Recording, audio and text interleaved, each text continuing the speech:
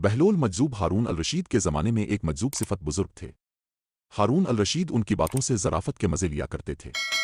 बहलोल और हारून अल रशीद के काफ़ी वाक़यात कुतुब में मिलते हैं। बहलोल कभी कभी जज़्ब के आलम में बड़े पते की बातें भी कह जाया करते थे। एक मर्तबा बहलोल मजजूब हारून अल रशीद के पास पहुंचे। हारून अल रशीद ने एक छड़ी उठा कर दी। मुज़ाहना कहा कि बहलोल ये छड़ी तुम्हें दे रहा हूं। जो शख्स तुम्हें अपने से ज़्यादा बेवकूफ़ नज़र आए इसे दे देना। बहलोल मजजूब ने बड़ी संजीदगी के साथ छड़ी लेकर रख ली और वापस चले आए। बात आई गई हो गई। शायद हारून अल रशीद भी भूल गए होंगे।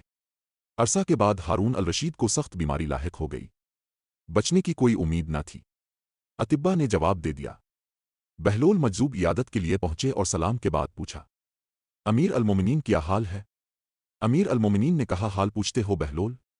बड़ा लंबा सफ़र दरपेश है। कहाँ का सफ़र? जवाब दिया, आखिरत का। बहलोल ने सादगी से पूछा, वापसी कब होगी?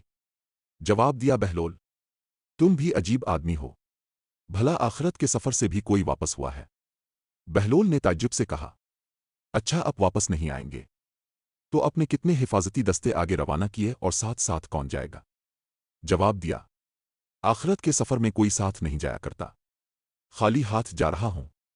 बहलोल मजजूब बोला, अच्छा इतना लंबा सफ़र कोई मुइन व मददगार नहीं, फिर लीजिए। इसने हारून अल रशीद की छड़ी बगल से निकाल कर कहा, ये अमानत वापस है। मुझे अब के सवा कोई इंसान अपने से ज़्यादा बेवकूफ़ नहीं मिल सका। अब जब कभी छोटे सफ़र पर जाते थे तो हफ्तों पहले इसकी तैयारियां होती थीं। हिफाजती दस्ते आगे चलते थे। हशम ओखदम के साथ लश्कर हमरिकाब होते थे। इतने लंबे सफ़र में जिसमें वापसी भी नामुमकिन है, आपने तैयारी नहीं की। हारून अल रशीद ने यह सुना तो रो पड़े और कहा, बहलोल हम तुझे दीवाना समझा करते थे, मगर आज पता चला कि तुम्हारे जैसा हम में समझदार कोई नहीं।